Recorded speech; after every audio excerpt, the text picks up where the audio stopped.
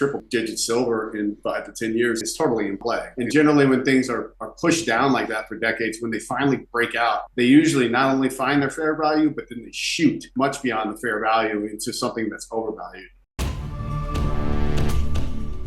SD Bullion is giving away a monster box of 2024 Tree of Life silver coins. Sign up today at sdbullion.com/sweepstakes. What's up, YouTube? Silver Dragons here. Today I'm joined by James Anderson, the senior market analyst and content creator for SD Bullion. James, thank you so much for joining me. Hey, thanks for having me on the channel. I'm excited to be here. Absolutely. I want to first get your opinion on big picture. Gold has surged to an all-time high. What do you think? Is it going to keep going up from here? It's done pretty well of late. Gold obviously ran up to almost 2,200 in the last few days. So the potential of where it could go for the remainder of the year is still higher, I think. For now, I could see it consolidating back in the 2,100 area and taking its time. But we're on the cusp of having some type of market issues probably, and they'll probably have to cut rates. And generally, gold does very, very well in that type of climate. And we also are on the cusp of looking at a secular dollar bear market that could last for decades. So, this is all happening with a relatively strong dollar, right? You got to keep that in mind when you look at gold in terms of fiat dollar prices. The fiat dollar has been relatively strong over the last 10 years. What happens in the next 10 if it's relatively weak? You have a secular gold bull mania, I think, that comes from that. Yeah, what do you think about silver? Silver has kind of been lagging quite a bit behind gold. Usually gold moves first and then we see silver move later. Do you think we're going to see that this year? Are we on the cusp of something here with silver? Depends kind of how the year plays out. I'm not sure if it happens this year or not. I wouldn't be surprised to see spot silver get beyond 26 and get toward 30 if you have gold running 23 to 2,400. The question is, obviously, are we ever going to get beyond the tamp down 30 Mendoza line? And I think eventually we will. Whether it happens this year or next, it's going to happen. It's just a question of how it comes about. But what you want to see is gold to lead, and that's exactly what it's been doing.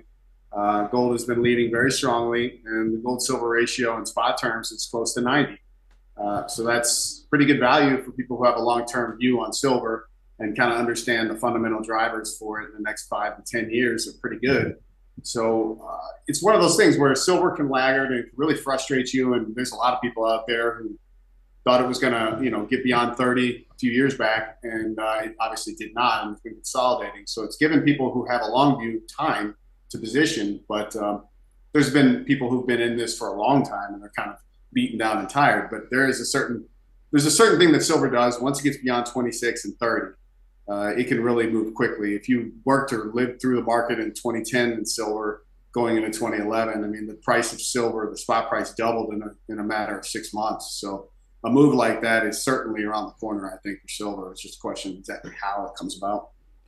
Yeah, I'm really taking advantage of these moderate prices. They're certainly higher than we've seen over the last 5-10 years. Just taking advantage, being able to accumulate more silver. And I think it's a blessing for us, those of us who want to stack more, that it really hasn't taken off yet. So we can kind of take our time, build the stack, dollar cost average, do all of these things. And, hopefully we will see it take off at some point. But I'm kind of curious your thoughts on big picture. We talk a lot about this year. Okay, what's going to happen when they cut rates? But ultimately, if we look farther down the road, maybe a decade, where do you see metals going in that period of time?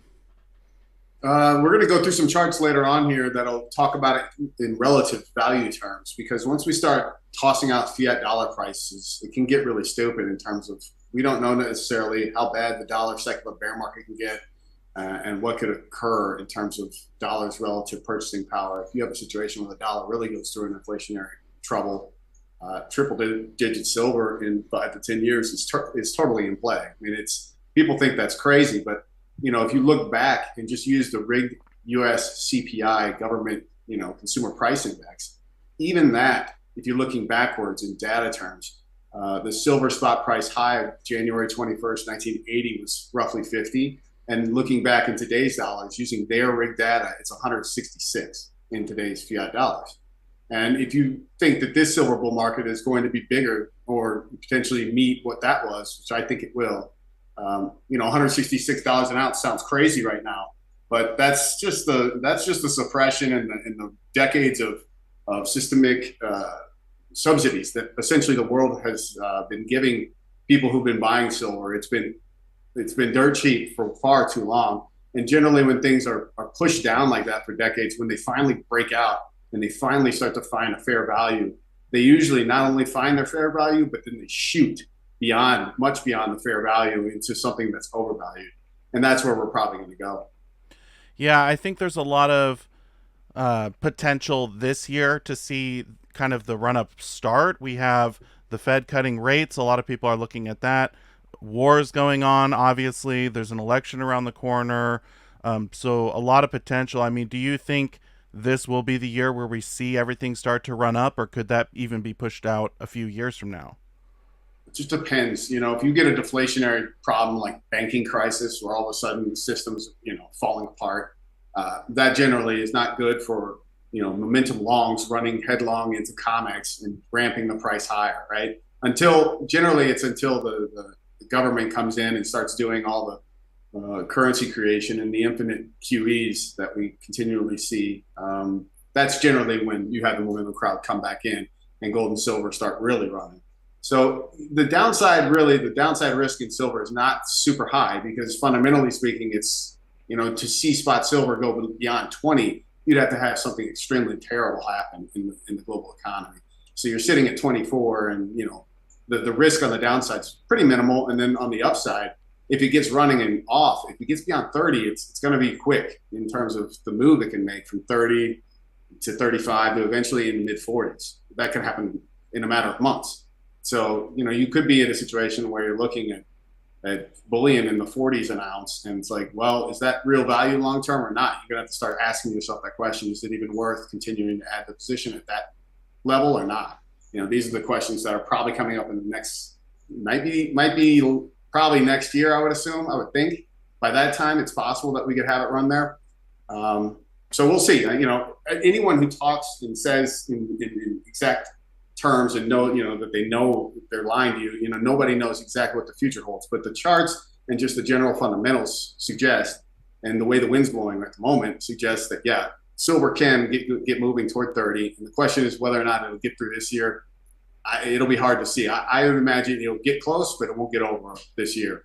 That's just my guess from here. But this is March. We have 75% more of the year to go through. So we'll talk maybe in about 3 months and we'll have a better view. If someone does not have a position yet in metals and they're looking at acquiring physical bullion, obviously the big two are gold and silver. Some people dabble in platinum, whatever. But with gold being at an all-time high, silver being, call it half of its all-time high, gold-silver ratio 90-1, do you feel as though silver is a better buy, or people should still be diversifying between the two? It depends on your objectives. So, like, what I suggest to people is to write down specifically why you're interested in gold and silver, maybe 500 words, write it down on a piece of paper. And then, exactly what are the motivations? Why are you buying bullion in the first place? You might write down for 500 words roughly, what your reasoning is, what your fundamental driver and motive for it is. And what you'll probably read back to yourself is you want to save and keep what you've already earned hard to get. That's first and foremost. You want to preserve purchasing power. And secondly, you're probably looking for some valuation gains because you're probably walking into a bull market for the next 5 or 10 years. And so it's a combination of your age, your risk tolerance, a combination of the two. I generally find that older people who don't have much more time on this earth will generally be more concentrated into gold. And that makes sense because it's just more stable and it's generally less volatile on a percentage basis than silver is. But if you're somebody who's, I'm in my midlife at the moment, and so I have a pretty long road ahead, I could see silver, I could wait it out for another 5-10 years. I'm pretty confident it's going to perform very, very well in that time frame. And so I have a little more patience perhaps than an older silverhead gentleman might. So it's a question really of a few things. Really, if it's about preserving wealth and purchasing power, first and foremost, you definitely want to have gold. And then if you're looking for that as well as performance, and you can stomach some volatility, silver is certainly something that you want to consider. Just because overall, it's the best value. And I would suggest it's probably one of the best values in the entire financial complex, and silver has the potential to really run and perform well. A few days ago, there was some news that Bitcoin had surpassed silver as far as market cap. What are your thoughts on that? Are too many people putting money into crypto, and is that kind of stealing the thunder from precious metals? Yeah, it's interesting. Bitcoin has obviously done extremely well in terms of capital inflow since the ETFs got opened up this year, and so you have a lot of hot currency coming in and chasing Bitcoin ETFs. A lot of it perhaps flowing out of gold ETFs. People are looking for some type of beta, something that will perform quickly, and Bitcoin's been doing that for a lot of people who've made that trade. At 72,000 a Bitcoin, you could look at a chart and make a case for it. If you're a complete Bitcoin bull, you could say, it could run to 150,000 by the end of the year, right? You could have that view, and that's cool. It could double in price, but Bitcoin, I think, fundamentally underneath could have issues. You have to understand kind of how the price discovery works in Bitcoin and understand what the stablecoin system is and some of the fraud that has been going on there systemically for years. I'm still waiting to see if Tether can actually last and what happens if Tether fails, what will occur in that market. And there's other coins that are questionable that kind of create a situation where you have a system in Bitcoin where there's a small number of people who own an outsized amount of Bitcoin. And for them to paint charts in a market that's, basically a lot of the price discovery happens offshore outside the United States. It could be done. This is something that used to happen in the 1920s before regulation in the stock market. There was a lot of boiler rooms and things like that. And so for us to see a market that's done so well, that's kind of rhyming with that situation, that would not surprise me if we end up having some type of issue underlying the system. But, for those who've made the trade, they've done very, very well. If you're a true believer in Bitcoin, it's totally cool. You definitely, have a percentage in your portfolio. I worry about people who are all in. Those people, they concern me a bit. But in terms of Bitcoin's performance, it's probably pulling a lot of the speculative capital that used to go into gold miners and silver miners, especially the juniors. I think that's really the Bitcoin craze has hurt that sector a lot. You see underperformance in that sector that's gone on really since 2007 until now. Of course, there's been a couple times here and there where miners have outperformed bullion, but overall, bullion has way outperformed miners since 2006, 7. And so that's basically what I'm seeing. Basically, you get a lot of hot inflows of capital, and now that the ETFs are open, you're getting a good size of it. You said 1.4 trillion. I was curious about the silver 1.4 trillion, how they come up with that number. If you run the numbers in terms of bullion above ground, it might be about 5 billion ounces of 3.9 fine silver, depending on, what data you're using to come up with the number. But that's a pretty conservative number about what's above ground and available amongst investors and inside trusts and COMEX and other exchanges. So 5 times 25 is about 100. What is that? 5 times 25 is, you're looking at 125 billion, right? So 125 billion in physical bullion, and they're claiming silver is a 1.4 trillion market. It's interesting. I wonder where they get that number and what they're using. I'm guessing they're probably counting silverware and such. So your view is that if crypto is taking away any of the thunder from metals, it's mostly in the mining sector, not really with physical bullion. Yeah, and I mean, you see the ETFs, for instance, gold and silver have both been having a lot of net sales going out of them, and what that produces is the APs the opportunity to go and pull bullion out of it and to move that bullion mostly to the east, China and India and wherever the demand is. And that's helped over the last few years to kind of tamp down the physical demand and to not have spot prices ramping because they had outflows from ETFs that were happening from the unsecured bars. I mean, if you look at COMEX in terms of their warehouse, their long-term charts, there was 40 million ounces of gold that peaked in 2020, I believe. That's when they changed the ruling for how they get to count the amount of gold that's supposedly in the COMEX system. Basically, COMEX in London agreed that this 400-ounce contract, the 4GC contract, meant that 400 ounces could now be counted amongst COMEX's registered and unregistered piles. And so you just saw the pile just explode. And so it went to 40 million, and now it's down to 20. So half of that, unsecured gold in the entire system just sucked out in the last 3 or 4 years, while people on the West were net selling gold ETFs. So the gold went physically to the East mostly, And it's helped to keep the spot prices mostly in check over the last 3 or 4 years. But at some point, the unsecured ETF gold and silver is going to be a problem, and you're not going to have free, easy silver and gold to go pull from those unsecured ETFs. And so that's when the rubber hits the road. That's when you're going to start to see the spot price start to move really quickly. And whether that happens this year or next, it's inevitability, I think, just given all the inputs in the system. Yeah, I would agree. Well, looking forward with precious metals, I'm excited to see some of these charts you mentioned earlier. All right, so what we're looking at, just I wanted to give your viewers a sense of the move on a year-on-year change in terms of the gold spot price. This chart moves all the way back to 1971, so it's essentially covering the full fiat currency era. The top of the chart is just simply spot gold, and the black line, and the blue line is the year-over-year percentage change. And so you kind of see how spiky and divey it got in the 1970s. In 1975, the COMEX was created, and immediately that was like London and the U.S. Treasury more or less went in and cut the price of gold in half from 200 to 100. So you see a low there, and what was that, 76 of 100 gold, and then it 8x into 1980, right? So you can see the amount of movement, volatility that used to happen in the gold market. It doesn't happen as much now. Obviously, then the price of gold was a lot smaller nominally, right? So 2170 gold is the top right, was the price of gold in this chart when March 8th, about 4 days ago. It nominally looks huge, and the move of gold moving up over 180 bucks in a matter of weeks seems like a lot. But in percentage basis terms, this is not that big of a percentage basis term move year on year. It's up 20% year over year. So March 8th, 2024 until March 8th, 2023 until March 8th, 2024, gold's up 20%. And if you look across that blue line, you can see that really for gold to be in like one of those crazy markets where it's getting somewhat manic, you need to kind of hit the 50% level. That's generally on a historic basis when gold is really moving.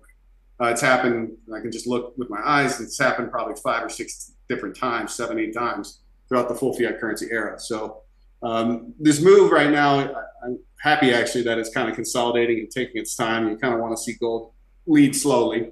And that's what it's doing. And for gold to make a move by the end of the year, if they're cutting rates, et cetera, and they're doing infinite QE again, to have it move toward, what would that be? I mean, that would be a major move for gold to go up 50% from the year prior. If it just moved up to 30 or 40% year over year performance, that's a pretty good performance for a year for gold. And it's not out of the question. It's something historically that's happened whenever there's regime changes in terms of interest rate cuts, et cetera. This is just simply U.S. public debt versus gold. The U.S. is now adding $1 trillion in public debt every 100 days. It's insane how much debt we've been adding. This chart here is only updated through January at the beginning of the year. So it's up probably closer to 35 trillion, our public debt now. And spot price is obviously up over 100 from 2048 that the chart's saying. But if you just look at the blue line, which is probably the most important thing, if you look back at like the 1970 to 1980 run where bullion outperformed bonds completely, I'm expecting similar to happen in the coming decade or so. You're going to have a real bad bond market secularly. It's going to be so bad in the United States that they may have to force citizens to buy U.S. debt because no one else is going to be the buyer. So they're probably going to have to force citizens to do it. In 1970, you can see the peak of debt to gold ratio was around 10, and it dropped down toward about 1 by 1980. And here we are, the moment's roughly 16, 17. To have it run down below 5 by the time this thing fully plays out is something that I would expect. I would expect that thing to go downhill precipitously in the coming years. Another chart, this is just simply the US GDP per capita divided by gold. You can see just massive spikes from the Nifty 50 era in the late 60s, peaked around almost 150. And then the first stock market bubble that happened around 2000, it's about 145 it peaked at. But you can see the tremendous dive from the Nifty 50 in the 60s, 150 dropping all the way down to 15. So that's a 10 multiple in terms of gold outperforming the U.S. GDP per capita over a time frame of 11 years. Just a massive drop. The last big drop coming out of that first stock market bubble, it went down all the way to the bottom there around 2011. Obviously, that's a pretty big move from 145 to 30. That's basically an outperformance of four times, a little bit more than four times. You're sitting at 40 right now. If you look out, at past where we are, I mean, gold should certainly outperform the U.S. GDP, especially with the amount of debt that we're creating. If the government is essentially stepping in to make up for the fact that the economy is just not doing well, you're basically going to have a GDP that's just totally going to underperform gold. So the idea that this chart could run back down toward 20 is totally in line with what's happened in the past. This is just simply the government rigged consumer price index. It used to be pretty accurate, I think, until the 1970s and the 1980 bull market in gold almost destroyed the system. You had a situation in 1979, 1980, 1981, 82, where gold was so expensive that it basically had, in the United States, we had the potential, if we wanted to go back on a pseudo gold standard. We decided not to, obviously.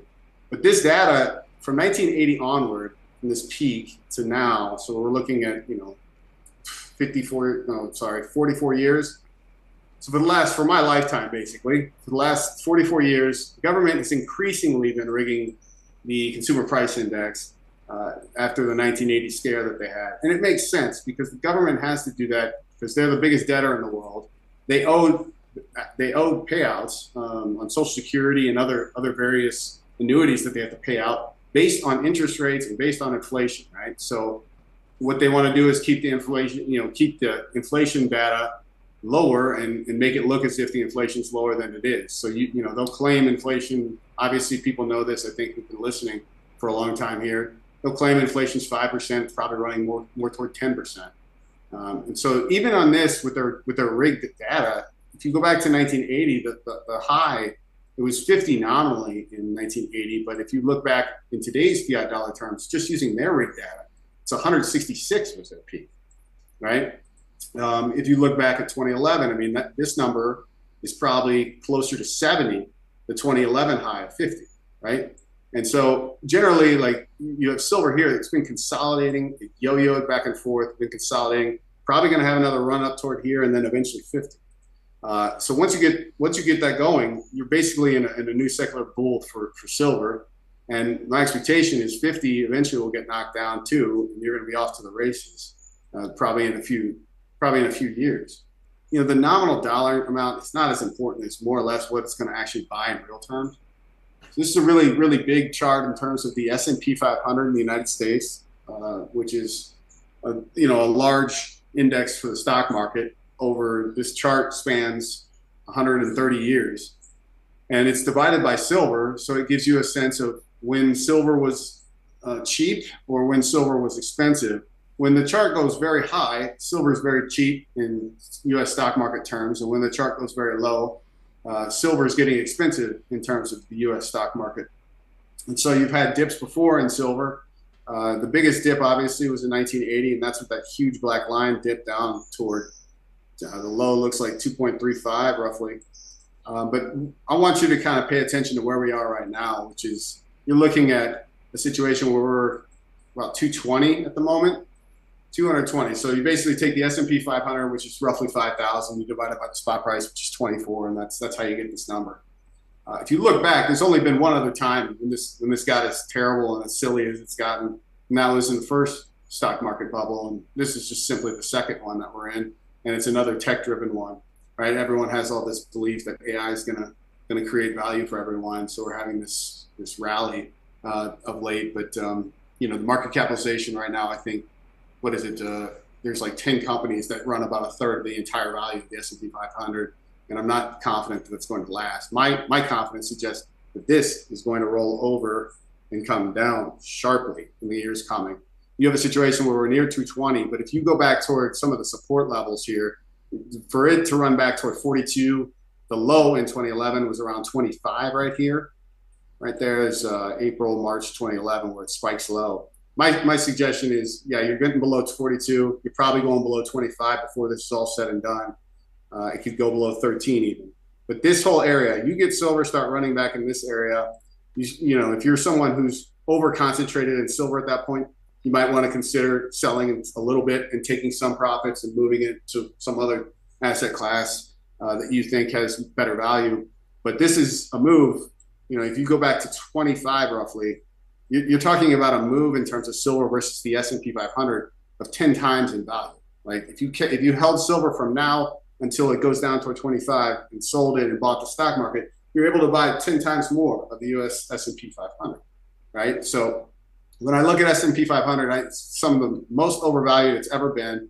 And there's certain people who think, yeah, it can keep marching. I don't think so. I think there's going to be a bear market. It'll be a slow bear market because the system, you can't have like a massive crash in the stock market. But there's too many elderly people who are way too concentrated in the stock market. So they're going to do whatever they can to suppress, to prop it up and to keep it nominally looking, decent enough so people don't run scared. But in terms of real value terms, when you divide it by what's going on in silver, that's really what I'm trying to look at here. What is the potential for how silver is going to gain in terms of true purchasing power in buying the U.S. stock market? And so, for me, for it to outperform the stock market from here to beyond the 2011 spike low, that's a 10 bagger in terms of silver purchasing power versus the U.S. stock market. And so, for silver bulls out there, that is something that I think it's going to take a while. It could take even into the 2030s because of the amount of elderly folks in our country that are over levered into the stock market and the amount of interventions in the infinite QE system. But I certainly think that this is conservative and it's something that's going to occur as silver goes into a bull market mania. It's going to outperform the stock market very, very sharply as it's done before. I mean, 2001 to 2011, look at that move, right? If you don't think that move is going to come again, then I mean, I would bet on that move, and I am personally with a lot of my network. So, James, what would you say to the person who's thinking, I'm still not sure. Maybe they're on the fence. I mean, we just went through some really powerful slides. We talked a lot about the potential for silver and gold. If they're still cautious about getting a position in physical bullion, what would you say to that person? All right. So just personally, like relatively recently, my brother, of all people, he's like one of those people who he's more or less like he basically is more of a stock market prone investor. And he asked me just when gold was just above 2000 spot and then it dipped below 2000 spot. And I suggested to him then that he get his first gold because he was interested in buying gold for the first time. And that surprised me because he generally always thought that the stock market would outperform gold. But now he's at the point where he's like, yeah, owning some gold makes sense. So he wanted to buy some. And he didn't move quick enough, and gold ran away from him. So I'm suggesting to him, if he asked me now, I would suggest give it a minute. You could see gold run back below 2,100, and retest the 2,000 floor at some point. So just wait a little bit. But in terms of overall this year, you'll see it retrace back toward 2,000, probably bump off that support and shoot back toward 23, I think maybe. So in terms of someone who is thinking about bullion, really in the end, you want to have a prudent position of physical precious metals because you live in a full fiat currency system. And as well, almost all the other asset classes are in bubble territories, right? You have a bubble in the stock market, you got a bubble in real estate values.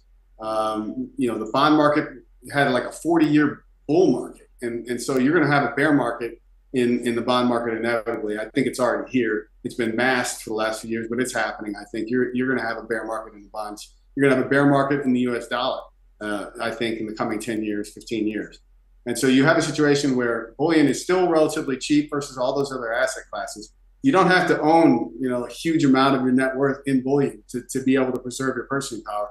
I mean, there's statistics and data back tested all the way back to 1968, studies that have been done, regression studies, that basically suggest that owning 20% of your liquid net worth in bullion, mostly gold because it's not as volatile, has proven to be, from 1968 till now, has proven to be a very, very worthwhile holding, 20% of your liquid net worth in bullion. So, people have to do their own due diligence. They have to do their own research and they have to make their own decisions. But in terms of me, I would be I would be concerned if someone didn't have a decent position in bullion, given all the fundamental factors about what we're looking at coming in the next 5 or 10 years. So, and yeah, having it in physical form that you directly own and outright, and there's no middleman between you and it, is kind of key. And so, yeah, I would suggest if someone's just starting out, start slow. You don't need to go and buy it all at once. You can kind of learn the process and learn the market and start slow. And every time you're getting it, you're going to learn more and more and more and get more comfortable with it. And so, you kind of dollar cost average into the position. I would say dollar cost averaging into the position this year and into the next is probably a good play. I would agree with that. Well, thank you so much, James, for the time, and also thank you for all of the great videos you're putting out on the SD Bullion channel. I watch them every time they come out. Really great info. So if people haven't subscribed to that, definitely check out SD Bullion and James Anderson over there. Really, really great, powerful stuff. So thank you so much. Great. Thanks for having me on. It was good.